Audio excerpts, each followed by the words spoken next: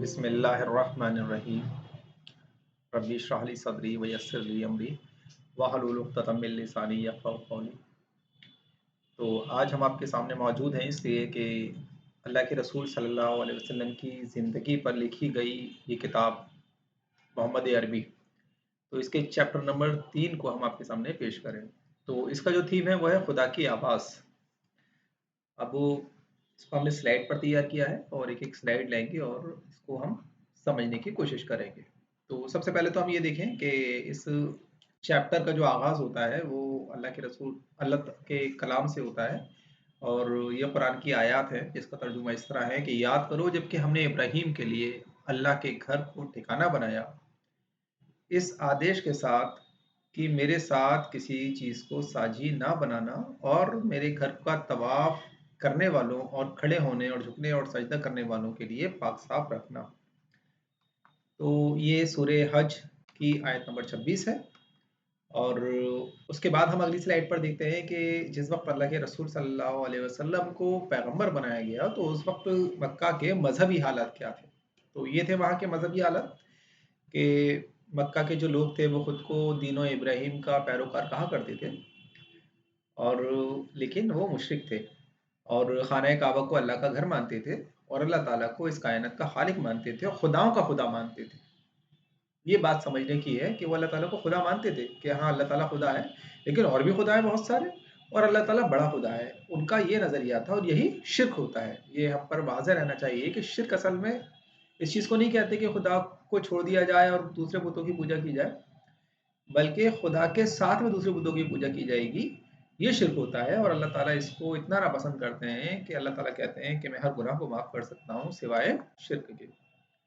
तो अब हम आगे चलते हैं और हम ये देखते हैं कि आपकी किताब में इस चैप्टर में ये बात लिखी हुई है कि शुरुआत के उस दौर के अंदर भी जबकि दीन सही शक्ल में मौजूद नहीं था, कुछ लोग थे जो नेक तबीयत थे और इन सारी चीज़ों को लेकर नाराज़ रहते थे और बेजार रहते थे।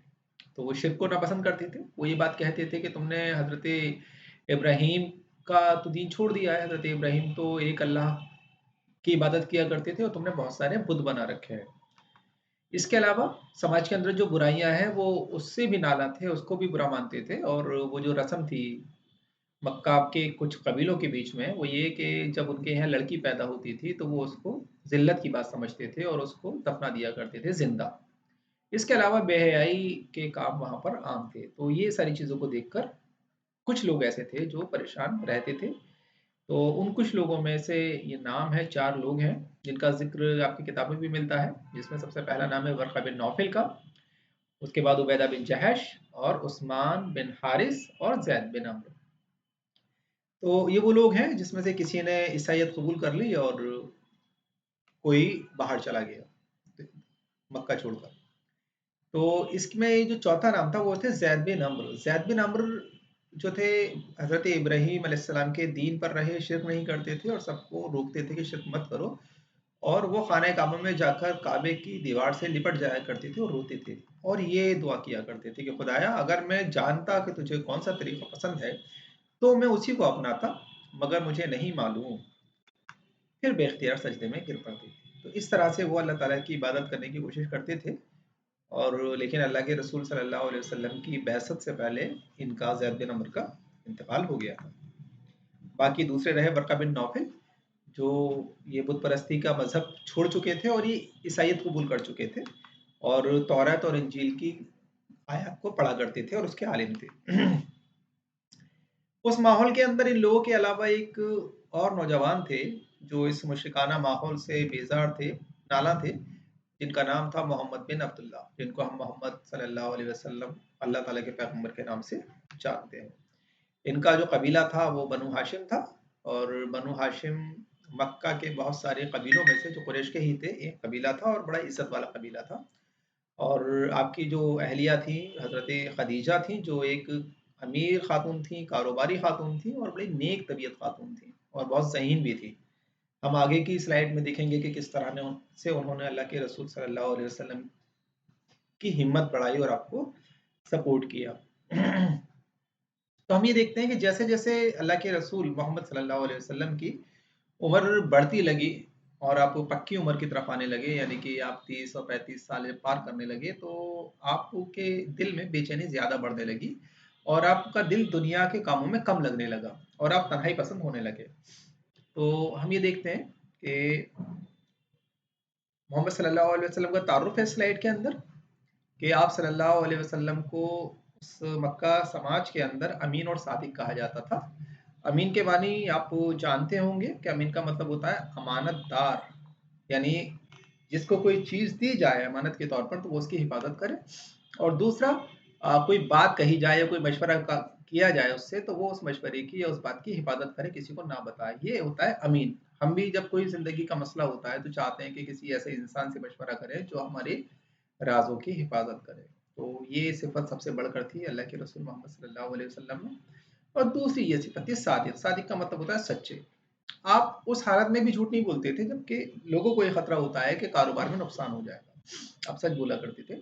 और एक दिलचस्प बात यह है कि मक्का अरब के अंदर क्योंकि लोगों को उनके सिफाती नाम से पुकारा जाना पसंद किया जाता है, तो आप सल्लल्लाहु अलैहि वसल्लम के लिए जो निक नेम जो सिफाती नाम चुने गए थे वो अमीन और सादिक थे।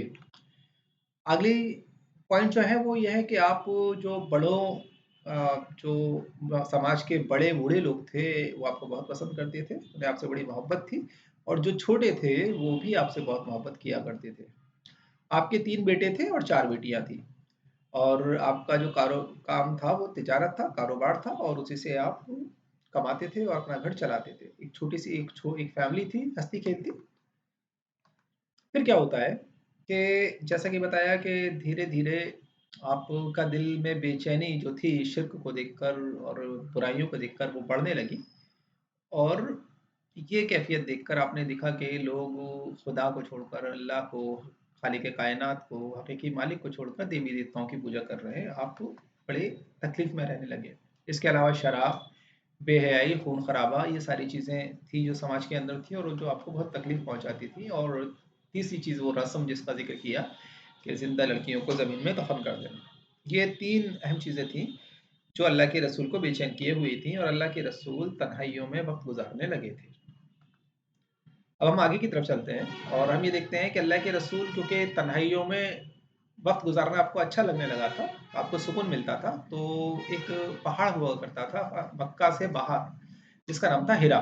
और उस पर एक गार हुआ करती थी, एक अंधेरी गार, जिसे गार हिरा के नाम से हम लोग जानते हैं। तो क्या होता था कि आप गार में जाया करते थे और वहाँ पर वक़्त गुज़ारा करते थे और गौर व फ़िक्र किया करते थे।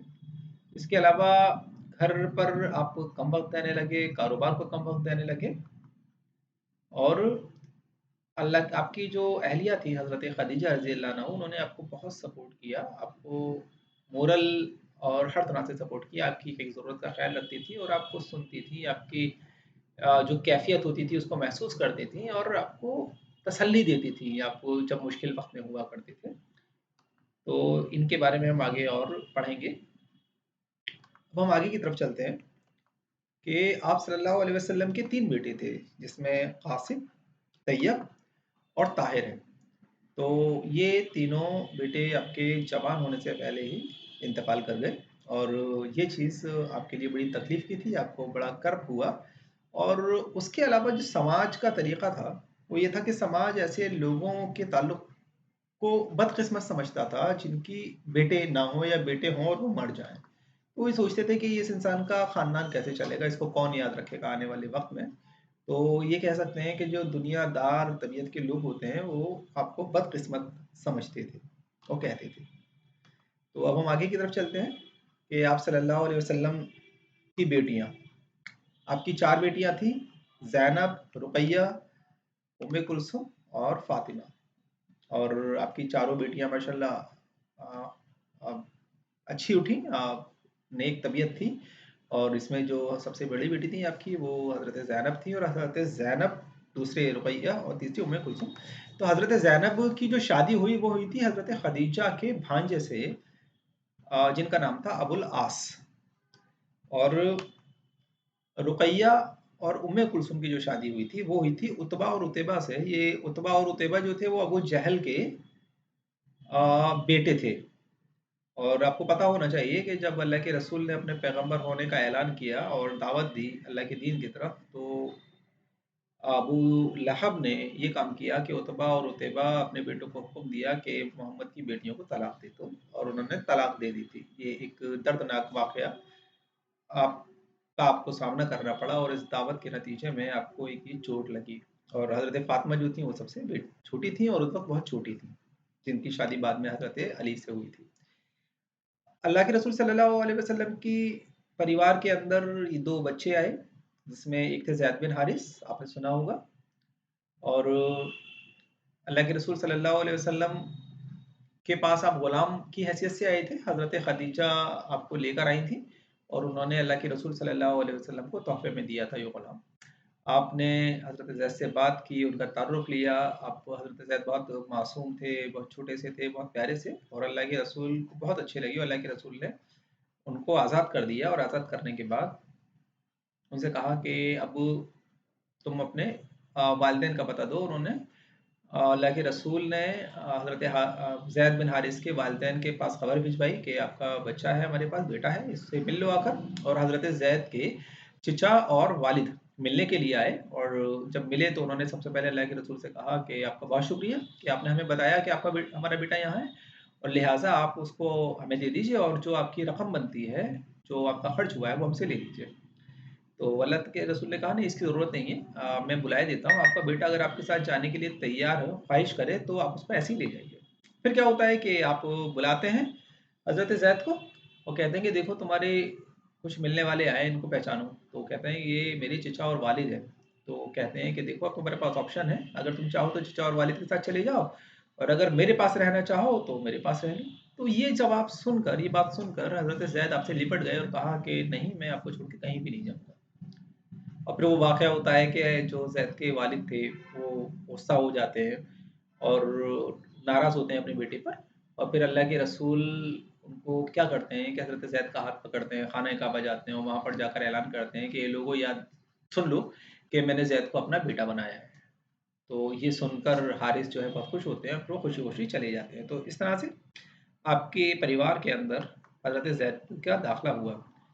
और उसके अलावा हज़रत अली, जो कि अबू तालिब के बेटे थे, और वो भी आपके परिवार का हिस्सा बने। उसका तरीका ये रहा कि अल्लाह के रसूल सल्लल्लाहु अलैहि वसल्लम के एक चचा थे अब्बास, जो वो भी अमीर इंसान थे, और एक दूसरे चचा थे हज़रत अबू तालिब, जिनके बेटे अली हैं। तो उन्हें हज़रत अब्बास और अल्लाह के रसूल में ही मशवरा हुआ कि अबू तालिब का परिवार बड़ा है, और उस मौके पर क़हत पड़ा हुआ था, और क़हत से बड़ी दिक्कत आ रही थी खाने-पीने की चीज़ों की।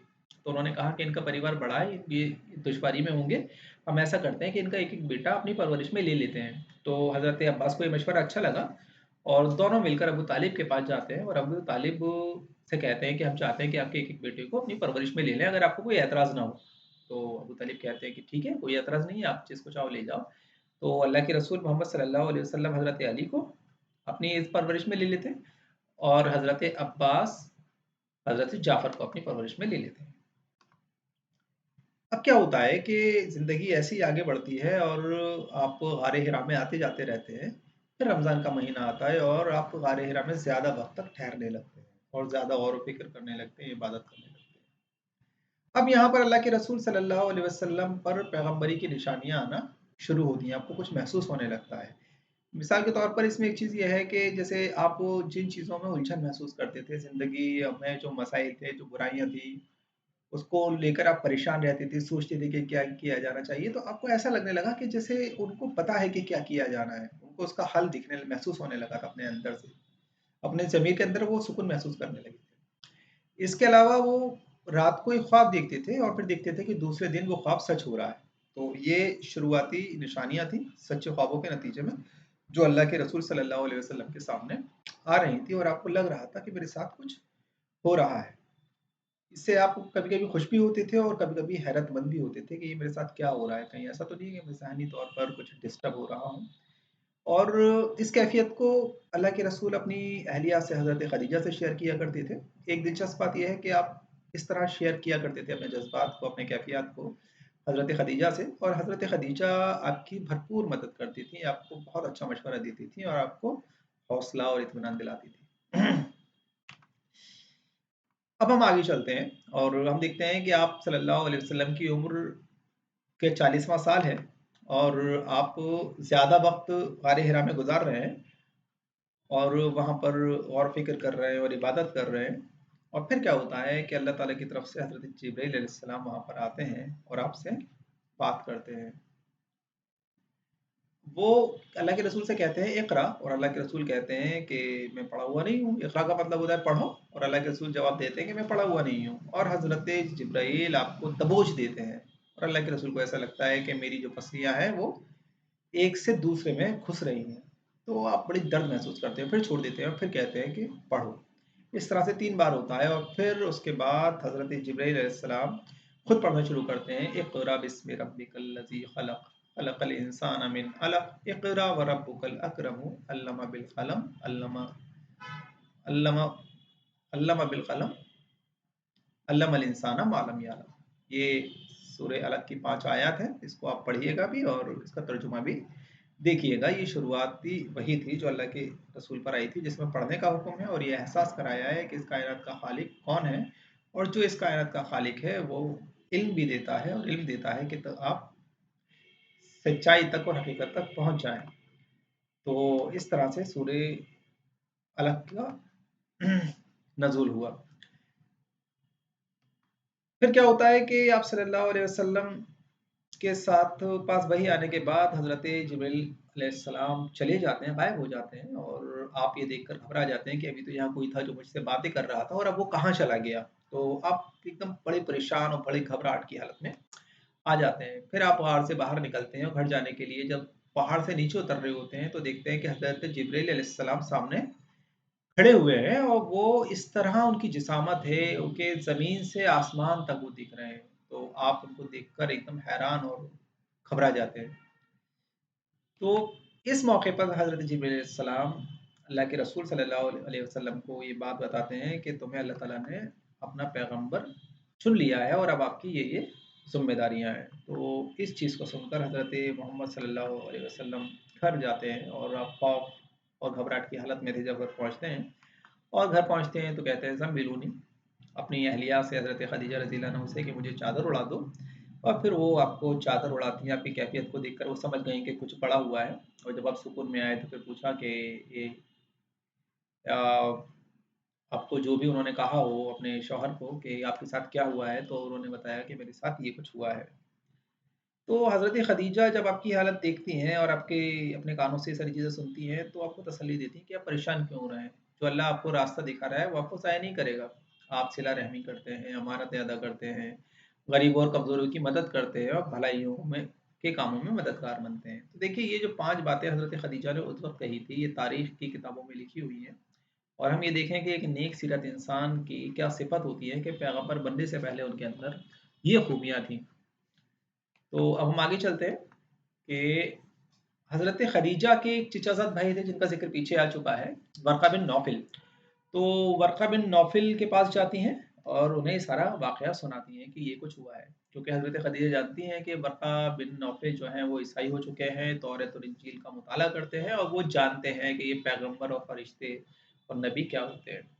तो बहरहाल वर्क़ा बिन नौफ़िल पूरी बात को सुनते हैं, समझते हैं और फिर वो तौरात से मैच करते हैं आपके जो सिंबल थे, सिम्पटम थे, और फिर तस्दीक करते हैं कि वो जो शख़्स था, वो फ़रिश्ता था और ये पैगंबर है। इनको पैगंबर अल्लाह ताला की तरफ से मुकर्रर किया गया है। तो फिर उसके बाद अल्लाह के रसूल सल्लल्लाहु अलैहि वसल्लम से मुलाकात करते हैं वर्क़ा बिन नौफ़िल एक जगह पर।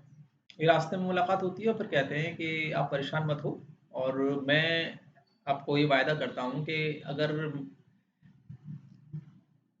कि मैं जब तक ज़िंदा रहूँगा आपकी मदद करूँगा, और उस वक़्त काश मैं ज़िंदा रहूँ कि जब आपकी कौम आपको निकाले तो मैं आपकी पूरी-पूरी हिमायत करूँ। जब अल्लाह के रसूल ये बात सुनते हैं कि मेरी कौम यानी कुरैश यानी कि मुझे निकालेंगे, मेरे साथ ज़्यादती करेंगे, तो उन्होंने कहा ये कैसे हो सकता है? मुझे तो लोग बहुत पसंद करते हैं, बड़ी इज़्ज़त करते हैं मेरी। तो उन्होंने कहा कि ऐसा ही हुआ है कि अल्लाह ताला ने जब किसी को पैगंबर बनाया है, और अल्लाह के पैगंबर ने जब अपना लोगों को अपनी गुमराही छोड़कर सही राह पर आने की दावत दी है, तो उनके ख़ानदान वालों ने और उसके समाज के लोगों ने उसकी से दुश्मनी की है और उसको उसके घरों से निकाला है, उसके साथ ज़्यादती की है।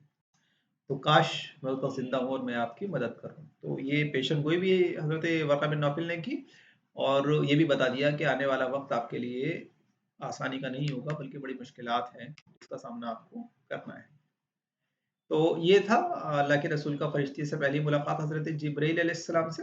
लेकिन फिर एक लंबा वक़्त गुज़रता है कि आपके पास फरिश्ते नहीं आते हैं, और आपको फ़िक्र होती है कि ये क्या हुआ है, और आप परेशान रहने लगते हैं। आपको ऐसा लगता है कि जैसे मुझे अल्लाह की मर्ज़ी को जानने का एक ज़रिया मिला था और वो मेरे हाथ से निकल गया, या मेरी ज़िंदगी का जो मिशन था, जो मैं करना चाहता था, उसका मुझे कुछ ज़रिया मिला था और मेरे हाथ से छूट गया। तो ये कैफ़ियत उस वक़्त आपकी थी, और आपको उस मौके पर हज़रत ख़दीजा ने बहुत सपोर्ट किया। हज़रत ख़दीजा से आप अपने दिल की कैफ़ियत शेयर करते थे, और हज़रत ख़दीजा आपको तसल्ली दिलाती थी कि इसमें अल्लाह ताला की कोई हिकमत है, आप परेशान मत होइए, अल्लाह ताला ने आपको नहीं छोड़ा है। ऐसा नहीं है कि उसने आपको पैगंबर बनाया और फिर वो आपकी तरफ से लापरवाह हो गया, बल्कि ये उसकी मंशा है कि वो आपको अभी इंतज़ार करा रहे हैं, आप पुरसुकून रहिए। एक लंबी मुद्दत तक आप इंतज़ार करते रहे, और वो दौर ऐसा था कि जैसे-जैसे वक़्त गुज़र रहा था, आपकी बेचैनी बढ़ रही थी, और आपको कभी मैदान में निकल जाते थे, कभी पहाड़ों पर चले जाते थे, और कभी-कभी ये महसूस करते थे कि क्या मैं खुद को ख़त्म कर लूँ? ये कैफ़ियत भी अल्लाह के रसूल की ज़िंदगी में आई उस मौके पर। फिर क्या होता है कि अल्लाह के रसूल सल्लल्लाहु अलैहि वसल्लम के पास फरिश्ते आते हैं और अल्लाह ताला का पैगाम लाते हैं, और ये थी सूरह ज़ुहा। तो सूरह ज़ुहा आपने पढ़ी होगी, कुरान में अलहम्दुलिल्लाह के बारे में ये सूरह है, और ये दूसरी वही थी, दूसरा पैगाम था अल्लाह ताला का, और जिसमें अल्लाह ताला ने इन 5 आयत में ये 5 हुक्म दिए थे कि ओढ़ लपेट कर लेटने वाले, उठो और खबरदार करो, और अपने रब की बड़ाई का ऐलान करो, और अपने कपड़े पाक रखो, और गंदगी से दूर रहो। तो ये आप पर आने वाली दूसरी वही थी। उस वही के बाद फिर वही का सिलसिला रुक जाता है। उस वही के बाद नहीं, बल्कि फिर कुछ और वही आई हैं। हज़रत जिब्रील आपके पास आते रहे हैं, लेकिन फिर ये सिलसिला कुछ वक़्त के लिए रुक जाता है, और फिर आपकी कैफ़ियत बेचैनी की तरफ बढ़ने लगती है। और एक अहम चीज़ ये है कि समाज में जो कम अक़ल लोग हैं, वो आपके ताल्लुक से अजीबो-गरीब सी बातें करने लगते हैं, आपको तंग करने लगते हैं, आपका दिल दुखाने लगते हैं। कहने लगते हैं कि जो फ़रिश्ता आता था रूठ गया है। यही कहने लगते होंगे कि अल्लाह ताला ने अपना जो फ़ैसला है वो बदल दिया है, या ये कहने लगते होंगे कि अल्लाह ताला ने इनको छोड़ दिया है। इस तरह की बातें वो करते होंगे। फिर क्या होता है कि सूरह ज़ुहा का नुज़ूल होता है। तो सूरह ज़ुहा में 11 आयत है, और ये आप अलहम्दुलिल्लाह के पारे से पढ़िएगा, और ये उसका तर्जुमा है। 11 आयत का 11 पॉइंट की सूरत में कि कसम है रोज़े रोशन की और रात की, जबकि वो सुकून के साथ तारी हो जाए। ए रबी सल्लल्लाहु अलैहि वसल्लम, तुम्हारे रब ने तुमको हरगिज़ नहीं छोड़ा, और ना ही वो नाराज़ हुआ। ये उन सवालों के जवाब हैं जो खुद अल्लाह के रसूल भी महसूस करते थे, और आपके आसपास जो दुनियादार और दुनिया परस्त लोग थे, जो आपको दिल की परवाह किए बगैर इस तरह की बातें किया करते थे, उनका भी जवाब है। और यकीनन तुम्हारे बाद का दौर पहले दौर से बेहतर है, और अनकरीब तुम्हारा रब तुमको इतना देगा कि तुम खुश हो जाओगे। ये बशारतें हैं अल्लाह के रसूल के लिए। कि एक तरफ तो अल्लाह के रसूल का हाल ये था कि आपके पास बेटे नहीं थे अपने, और आपको आपकी बात सुनने वाले ज़्यादा लोग नहीं थे, और अल्लाह ताला कह रहे हैं कि हर अगला दौर पिछले दौर से बेहतर होगा, और अल्लाह ताला आपको इतना देगा कि आप खुश हो जाओगे। और आज हम देखते हैं कि अल्लाह के रसूल सल्लल्लाहु अलैहि वसल्लम के नाम लेवा इस दुनिया के हर कोने में मौजूद हैं। ये अल्लाह ताला की कुदरतमंदी का सबूत है। फिर अल्लाह ताला यहाँ आयत नंबर 6 से क्या कहते हैं कि क्या उसने तुमको यतीम नहीं पाया? ये देखें, आयत नंबर 6 पर अल्लाह ताला याद दिला रहे हैं, क्या उसने तुमको यतीम नहीं पाया और फिर ठिकाना दिया, और तुम्हें नावाकिफ नहीं पाया और फिर हिदायत बख्शी। यानी आपको नहीं पता था कि मुझे क्या करना है, सही रास्ता क्या है, अल्लाह ताला ने आपको रास्ता दिखा दिया। और तुम्हें मुफलिस पाया, मुफलिस कहते हैं गरीब को, और मालदार कर दिया, और लिहाजा यतीम पर सख्ती ना करो। ये 3 हुक्म अल्लाह ताला दे रहे हैं हज़रत मोहम्मद सल्लल्लाहु अलैहि वसल्लम को, कि यतीम पर सख्ती ना करो, साइल को छिड़को झिड़को नहीं, और साइल कहते हैं मांगने वाले को, और अपने रब की नेमत का इजहार करो। ये 3 हुक्म अल्लाह ताला अपने पैगंबर को यहाँ पर देते हैं। फिर क्या होता है कि हज़रत जिब्रील अलैहिस्सलाम अल्लाह के रसूल के पास आते हैं कुछ दिनों के बाद, और आपको वज़ू करके दिखाते हैं, और कहते हैं कि इस तरह वज़ू करें, और फिर नमाज पढ़ के दिखाते हैं अल्लाह के रसूल को और कहते हैं कि आप इस तरह नमाज पढ़ें। तो अल्लाह के रसूल उसको सीख लेते हैं और फिर घर आकर नमाज पढ़ते हैं और उसी तरीके को उन्होंने हज़रत खदीजा रज़ी अल्लाह अन्हा को सिखाया कि आप इस तरह से वज़ू करें और नमाज पढ़ें। तो अभी देखते हैं कि हम हज़रत अली रज़ी अल्लाह अन्हु जो आपके पास रहते थे, वो किस तरह से ईमान लाए थे। एक दफ़ा क्या होता है कि आप सल्लल्लाहु अलैहि वसल्लम नमाज़ पढ़ रहे थे और हज़रत अली ने आपको देखा और जब आप नमाज़ से फ़ारिग हो गए तो पूछा कि भाई आप क्या कर रहे थे? तो बताया कि हम अल्लाह रब्बुल इज़्ज़त के लिए इबादत कर रहे थे, उसकी नमाज़ पढ़ रहे थे उसके लिए। तो उन्होंने कहा कि ये क्या है? किस तरह इस तरह क्यों आप नमाज़ पढ़ रहे हैं? आपने पूरा बताया दीन का जो पैगाम है। तो यहाँ पर बड़ी दिलचस्प बात ये है कि हज़रत अली रज़ी अल्लाह अन्हु कहते हैं कि क्या मैं भी इस दीन को कबूल कर सकता हूँ? तो अल्लाह के रसूल ने कहा, हाँ, हाँ, क्यों नहीं? ये ही सच्चा दीन है।